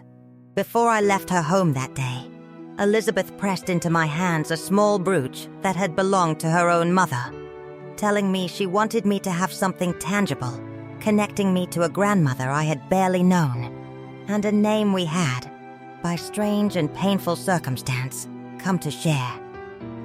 I keep that brooch now in the same metal box as everything else, and I take it out sometimes, turning it over in my fingers, thinking of the long, tangled thread of women in my family who have each, in their own way and in their own time, wrestled with questions of belonging, truth, and the courage to become someone slightly different from who they were raised to be.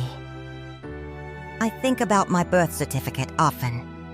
Even now, all these years later, I keep it along with my aunt's letter and a handful of other precious documents in that same metal box that once sat hidden in my mother's attic. Sometimes, on quiet evenings, I take it out and simply look at it, at that unfamiliar name that has slowly, over 19 years, become entirely familiar again, at that corrected birth date that I now celebrate quietly each February, sometimes with a small cake I bake myself, a modest celebration that would have seemed strange and unnecessary to the woman I once was, but which now feels like a small, private act of reclaiming something that was, for so long, kept from me. My mother passed away 7 years after I left, and I want to tell you that despite the pain of the shunning process, despite the years of complicated silence between us following my departure, she and I were reconciled in her final months. A grace I do not take for granted, and for which I remain deeply grateful. I remember sitting beside her hospital bed in those last weeks. An English hospital, the same kind of place where I had been born, holding her thin, spotted hand while she drifted in and out of a morphine-softened sleep, and I remember the particular tenderness of those long, quiet hours, so different from the guarded, careful conversations we had shared for most of my adult life. She told me, in one of our last conversations, that she regretted the silence more than almost anything else in her long life, that she wished she had told me the truth about my name and my birth when I was still young enough to make sense of it more gently, rather than allowing me to discover it in such a jarring way at 40 years old. I forgave her fully, and I want anyone watching this who carries similar unresolved feelings toward a parent or a community that concealed important truths from them to know that forgiveness, when it comes, does not erase the pain of the concealment, but it can make the remaining years of life considerably lighter to carry. I remember one particular afternoon during those final months, when my mother, in a moment of unusual clarity between the waves of medication that so often clouded her thinking by then, asked me to bring her the metal box one last time. The same box that had held my birth certificate all those years before.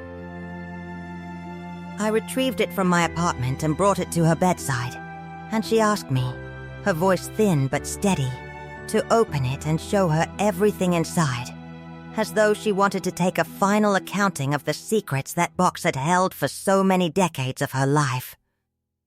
We went through it together, piece by piece, the old photographs of English relatives she finally named for me, one by one, faces and stories she had carried silently for over 70 years, the bundle of letters I had found and not opened all those years before in the attic, which she told me, at last, had belonged to her own mother, a woman who had corresponded secretly for years with a sister who had left the faith a full generation before my own aunt's more well-known departure.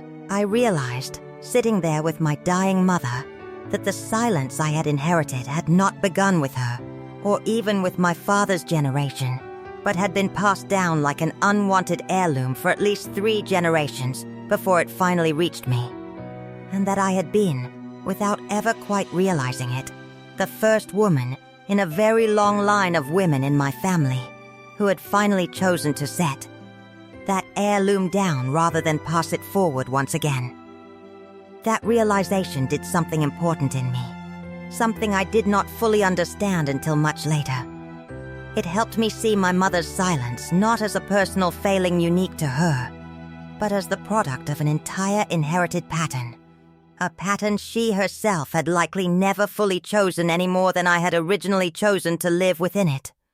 This understanding did not erase my grief over the years of silence, but it did soften my anger considerably, and I think it is part of why our reconciliation, when it finally came, felt less like a negotiation between adversaries and more like two women recognizing, at last, that they had both been caught within the same long and complicated current. Neither one of us its true author. I have built, in these past 19 years, a life that I could never have imagined for myself as a young Amish wife baking bread in my mother-in-law's borrowed kitchen. I have traveled, modestly but meaningfully, to see the ocean for the first time at 46 years old. An experience so overwhelming in its vastness that I wept openly on the beach while strangers walked past, no doubt wondering what could possibly move an old woman to tears at the mere sight of water. I remember standing at the edge of that enormous, restless gray water, the wind pulling at my hair, which by then I had cut shorter than any Amish woman would ever have permitted herself, and feeling something in my chest crack open with a kind of wonder I had not experienced since I was a very small child, before the ordinary weight of responsibility and expectation had settled fully onto my shoulders. I remember, on that same beach trip, wandering afterward into a small shop that sold nothing but books. An entire building devoted to nothing but books. More books gathered in one place than I believe I had seen in my entire life up to that point combined. And standing in the doorway for a long moment, simply overwhelmed by the sight of it. The way I imagine a man who has only ever eaten simple bread might feel walking into a room filled with every food imaginable, uncertain where to even begin. I have read books, hundreds of them by now, devouring stories and histories and ideas that were entirely closed off to me during my Amish years, when reading beyond the Bible and a handful of approved texts was neither encouraged nor, in practice, very possible given the demands of daily farm life. I remember the particular hunger with which I approached the small public library in town during my first years in the English world, checking out as many books as the librarian would allow, carrying them home in a canvas bag, reading late into the night by an electric lamp that never once needed refilling with kerosene. A small luxury that still, even now, occasionally strikes me as almost miraculous. I have learned to use a computer, clumsily but functionally, enough to write these very words that someone is now helping me turn into the video you are watching. I want to close this story, before I share a few final reflections, by returning once more to that hook I offered at the very beginning of this video, because I meant every word of it, and I want to repeat it now with even more sincerity, having shared with you the fullness of my story. If you are still here with me, if you have listened all this way through the long and winding path of my life, I want to thank you, genuinely and warmly, the way I would thank a guest sitting at my own kitchen table after a long conversation over coffee. Please, if you have not already, leave a comment below telling me where in the world you are watching this from tonight. I read every single comment, or rather, I have someone read them to me and help me respond, since I am still, even now, more comfortable with a pen and paper than with a keyboard. I want to know if you are watching from a big city or a small farming town much like the one I grew up in. I want to know if my story reminded you of anything in your own life, any hidden truth you once discovered, any name or fact about yourself that turned out to be different than what you had always believed. And please, if this story moved you even a little, take a moment to press that like button and to subscribe to this channel, because there are many more stories like mine that deserve to be told. Many more voices from communities that the wider world rarely gets to hear from honestly and fully. I want to offer a few final reflections now on what this entire experience has taught me, because I believe there is wisdom here that extends far beyond my own particular circumstances as a woman who left the Amish faith at 42 years old.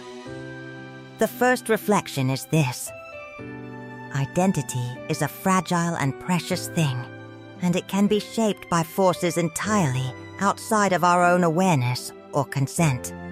I lived over 4 decades believing a simple story about my own name and my own birth, a story that felt as solid and unquestionable as the ground beneath my feet, only to discover that this story had been carefully constructed by people who loved me, but who also, in their fear, decided that certain truths were too dangerous or too shameful to share. I do not believe I am unique in this experience.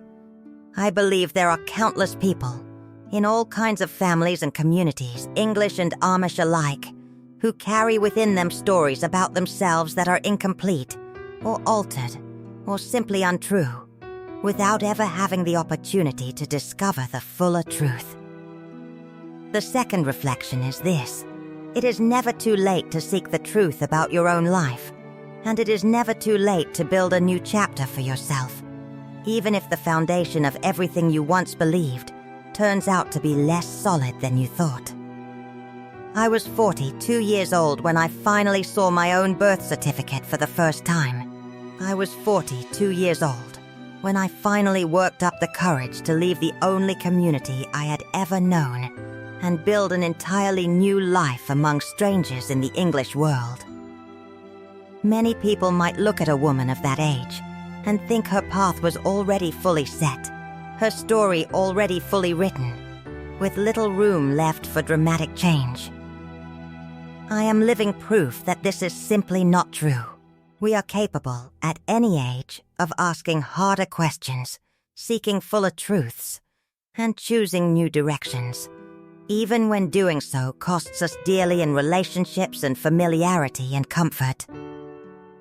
The third reflection, and perhaps the one closest to my heart, is this: family secrets, even those kept out of love rather than malice, have a weight and a cost that often falls most heavily on the very people they were meant to protect. My parents hid my true name and birth date because they feared judgment and shame from our community following my aunt's departure years before. I understand their fear, and I have forgiven them for the choice they made. But I also know now, with the clarity that only comes from living on both sides of that secret, that the silence cost me something precious. The simple, basic right to know the true facts of my own beginning. I share this not to condemn my parents, who were themselves products of a culture that valued communal harmony over individual truth, but to gently encourage anyone watching this who may be holding on to a similar secret within their own family to consider, carefully and prayerfully, whether the person that secret protects might actually be better served by finally knowing the truth. I think, too, about my own daughters and granddaughters, some of whom still live within the Amish faith, and some of whom have chosen, in the years since I left, to build lives in the English world much like my own. I hope, more than almost anything else, that the women who come after me and my family will grow up with fuller access to the truth of their own histories than I was given, whatever path they ultimately choose to walk. Whether that path remains within the plain and simple world I was raised in, or leads them out into the wider, more complicated English world that I now call home. I want to say something now about faith, because I know many of you watching this video may wonder whether leaving the Amish community meant leaving God behind as well. It did not. Not for me. Though I know the path is different for everyone who walks it. My relationship with God has changed considerably over these past 19 years, growing less bound by rigid rule and communal expectation, and more rooted in a quiet, personal conversation that happens most often in the early morning hours before the rest of the world wakes. Much like the quiet mornings of my Amish childhood, though the shape of my prayers has shifted considerably since those early years. I still believe, deeply and sincerely, that some higher hand has guided my steps, even through the most painful and disorienting parts of this journey, and I take comfort in that belief even now, in my 62nd year of life. I also want to speak, before I close, about the practical realities of building a new legal identity after decades of living largely outside the official systems of the English world. For anyone watching this who may find themselves in a similar situation, whether leaving the Amish faith or any other tightly closed community, I want you to know that the process, while daunting, is possible, and there are people and resources available to help you navigate it.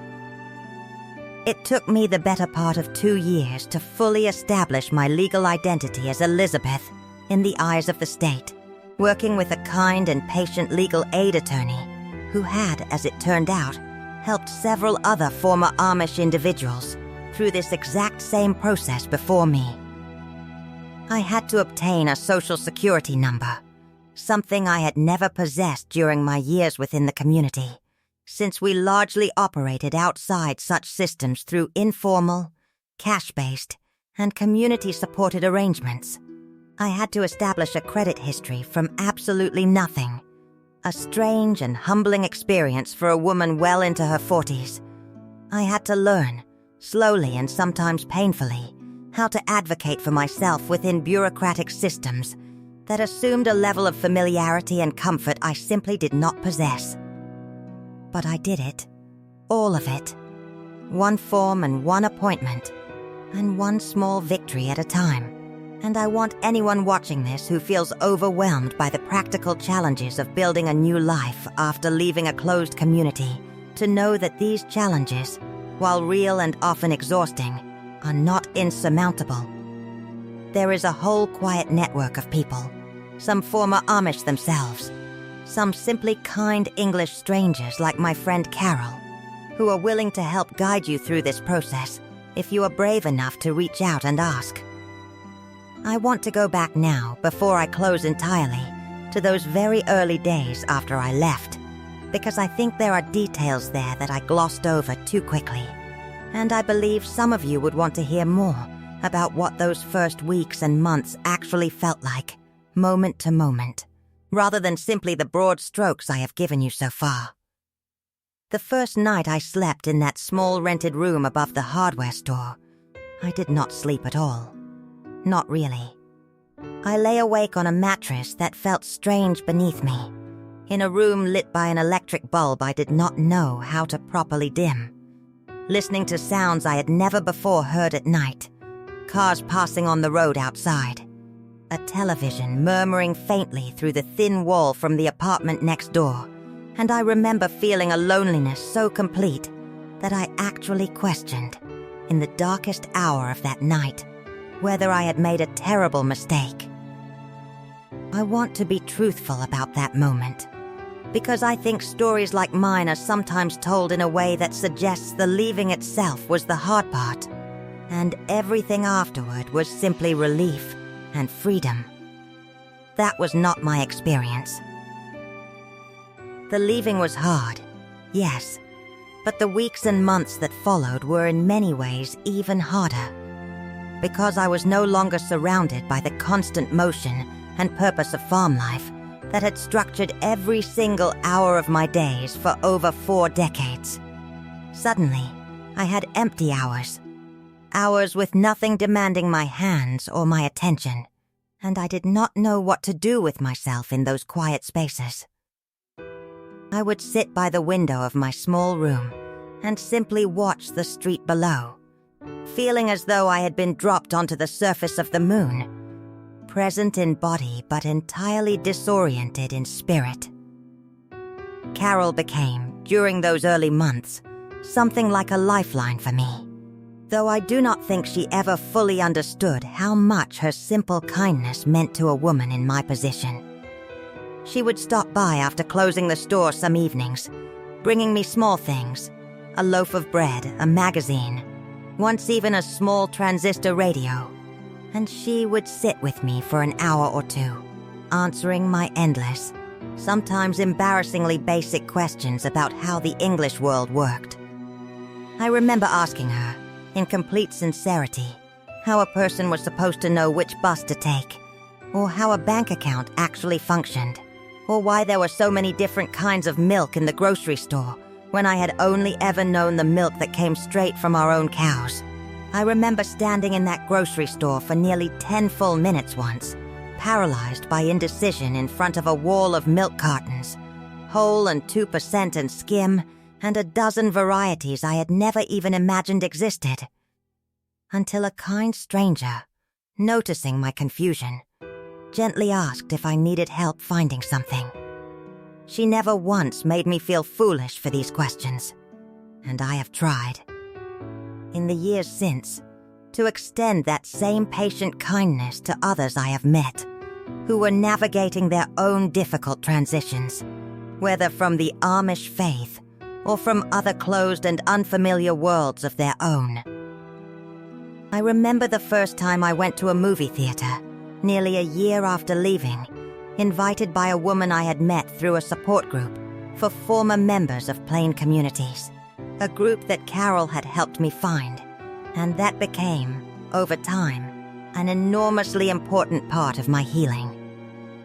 Sitting in that dark room, surrounded by strangers, watching enormous moving pictures on a screen larger than any wall I had ever known, I felt a kind of childlike wonder that I have rarely felt since.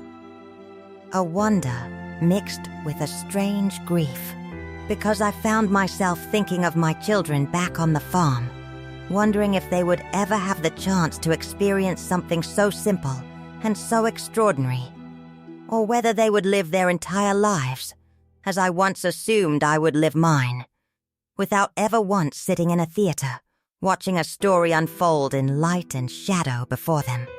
I found that support group to be one of the great gifts of my new life, and I want to speak about it a little more, because I believe there are others watching this video who might benefit from knowing that such groups exist. There were, in that room each month, women and men of all ages, some who had left the Amish faith like me, others who had left various strict Mennonite communities, and even a few who had left other kinds of closed religious groups entirely unrelated to the Anabaptist tradition I came from. What united us was not the specific details of our upbringing, but the shared experience of having to rebuild an entire understanding of ourselves and the world from the ground up, often quite late in life, often while grieving relationships and communities we still loved, even as we could no longer remain within them. In that group, I met a woman perhaps 10 years younger than me, who had discovered, much like I had, that her birth certificate contained information she had never known. In her case, the name of a biological father, entirely different from the man who had raised her within the community. I remember how she wept the first night she told her own story to the group, and how, when she finished, no fewer than 4 other people in that circle nodded slowly, recognizing something of their own experience in hers, though the specifics of each of our stories were entirely different. I met a man in his 60s who had left the Amish faith as a young man of 20, decades before I ever did, who told me that even after 40 years in the English world, he still dreamed most nights of his father's barn, still woke some mornings reaching instinctively for chore clothes that were no longer there. These stories, painful as they sometimes were to hear, gave me an enormous comfort, because they showed me that my own complicated grief, my own lingering attachment to a world I had chosen to leave, was not a sign of weakness or failure, but simply a natural and expected part of a transition as profound as the one I had undertaken. I remember, too, a particular evening in that group when a young man, perhaps only 23 or 24 years old, newly arrived from a strict Mennonite community several states away, broke down entirely in the middle of describing his own departure, unable to continue for several long minutes, while the rest of us simply sat with him in silence, offering no advice, no reassurance, simply our presence. Which I had come to understand, by then, was often the only thing any of us could truly offer one another in those early raw months of transition. I remember an older woman in the group reaching over and taking his hand, not saying a single word, and how that simple gesture seemed to steady him more than any spoken comfort could have. I thought, watching that small scene unfold, of all the years I had spent within a community that valued silence as a form of protection, and how strange and moving it was to discover, in this entirely different context, a silence that instead felt like a form of profound and generous companionship. I also remember a woman in that group, somewhat older than myself, who had left not the Amish faith, but a small, isolated religious commune in another part of the country entirely, and who told me once, over coffee after one of our meetings, that the hardest part of her own transition had not been learning new practical skills, or even grieving lost relationships, but simply learning to trust her own judgment again after decades of having every decision, however small, made for her by community leaders she had been taught to regard as infallible. I recognized so much of myself in what she described that I found myself nodding before she had even finished speaking, and I think that conversation, more than almost any other single conversation I had during those early years, helped me understand that my own struggle to trust my own instincts, my own hesitance even to choose what to eat for dinner some evenings without some external voice to guide me, was not a personal weakness, but simply the natural residue of a lifetime spent within a structure that discouraged individual judgment at almost every turn. I think, too, about the practical skills I had to learn during those early years. Skills so basic to most of you watching this video that you likely never think twice about them, but which represented genuine mountains for a woman like me to climb. Learning to use a debit card without feeling a flush of anxious embarrassment at the checkout counter. Learning to navigate a smartphone, a device that seemed at first almost supernatural in its capabilities, allowing me to speak with my daughter who lived 4 hours away as though she were sitting right beside me.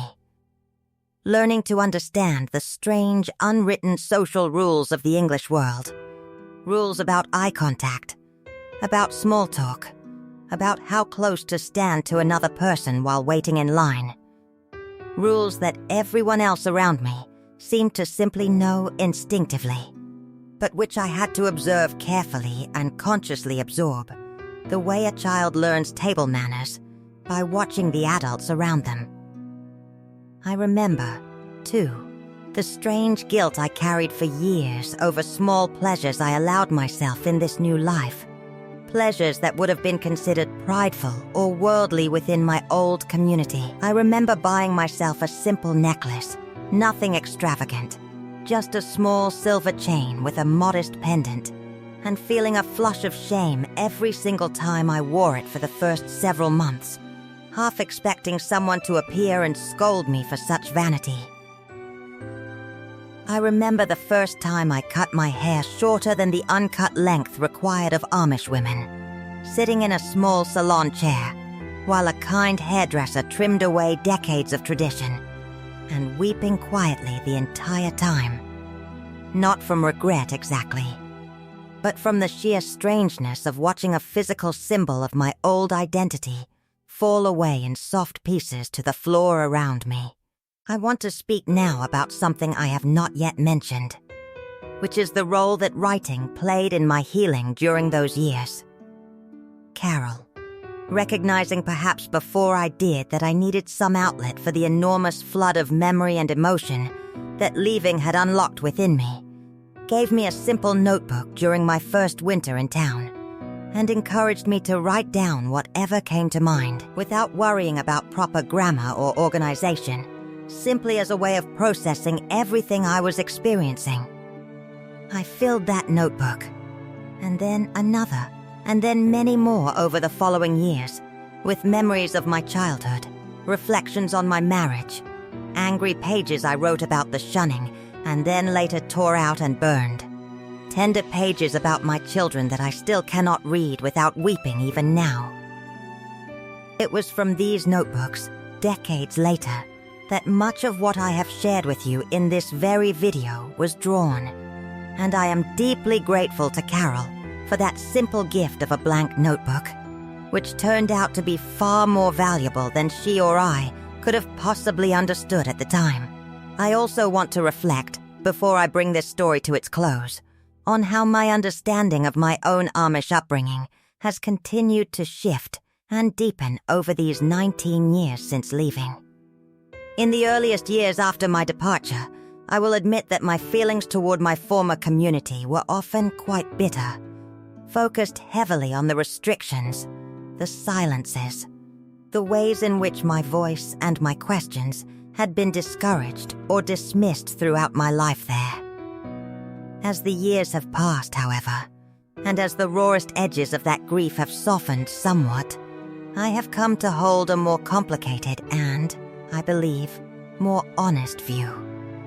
I recognize now that the community that raised me was not simply a place of oppression, but a complex, deeply human place, filled with people doing their best to live according to values they sincerely believed would bring them closer to God and closer to one another, even when those values sometimes came at a painful cost to individuals like me, who eventually needed something different. I do not know, even now, whether I would tell my younger self, the young bride standing before the bishop at 19 years old, to walk a different path from the very beginning.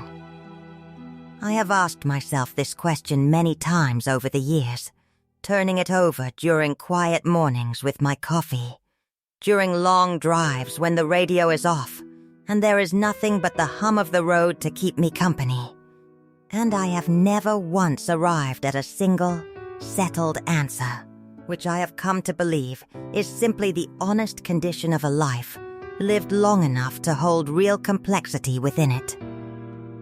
I think, honestly, that I needed those years within the community, needed the values and the closeness, and even the eventual restlessness that grew within me there, in order to become the woman capable of eventually walking away and building something new.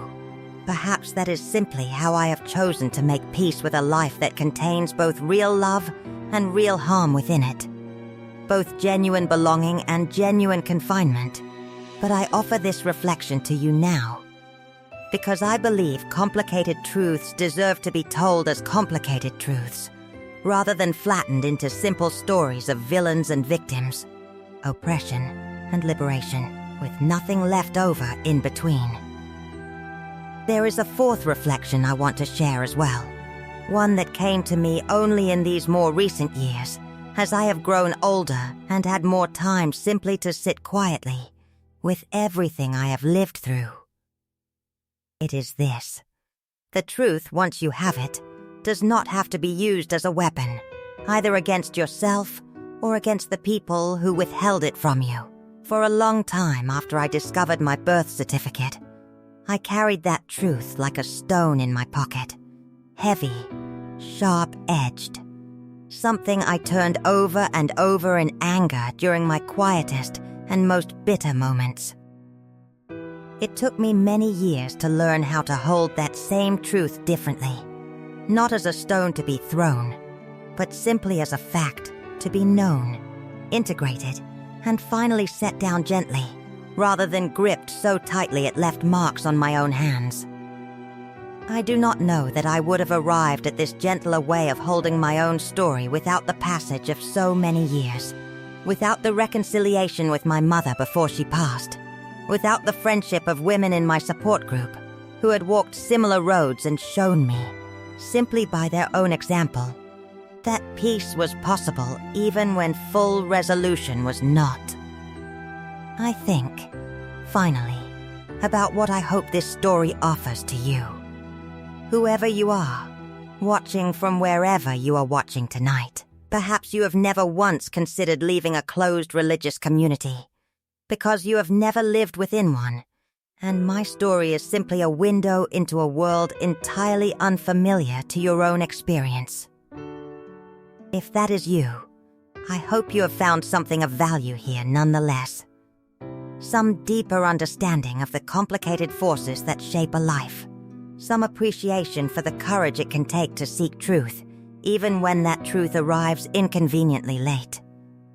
Or perhaps you are someone who has your own hidden story, your own family secret, your own moment of discovering that something you believed about yourself for years or even decades was not entirely true. If that is you, I hope my story offers some small comfort, some sense that you are not alone in that particular kind of disorientation, and that it is never too late to seek out the fuller truth of who you are and to build a life that honors that truth, whatever shape it ultimately takes. There is one more small thing I want to leave you with before I go. A few years ago, on one of my quiet February mornings, I sat down with that little cake I mentioned earlier, the one I bake for myself now each year to mark the corrected date on my birth certificate, and I wrote a short letter to the woman I used to be, the young bride kneeling before the bishop, the young mother rocking babies to sleep by lamplight, the tired, restless woman sitting at her mother's kitchen table for the first time seeing her own true name. I told her that she was not foolish for staying as long as she did, and she was not foolish for finally leaving either. I told her that both halves of her life belonged to her fully. The plain, quiet years and the uncertain, unfamiliar years that followed. And that neither one erased or diminished the other. I keep that letter now folded inside the same metal box as my birth certificate and my aunt's letter. 3 pieces of paper that together tell the truest version of my story that I know how to tell. If there is one thing I hope you carry away from this long conversation we have had together today, it is simply this. You are allowed to ask questions about your own life, no matter how late those questions arrive, and no matter how uncomfortable the answers might turn out to be. You are allowed to hold both love and grief for the same people and the same places at once. And you are allowed at any age, whether you are 20 or 42 or 61 like me, to become someone new, without ever having to fully abandon the person you once were. Thank you from the bottom of my heart for sitting with me through this story today. Whatever name you were given at birth, whatever story you were told about your own beginning, I hope you find, as I eventually did, the courage to seek the fuller truth of who you are, and the peace to build a life that honors that truth, no matter how late in life that discovery may come.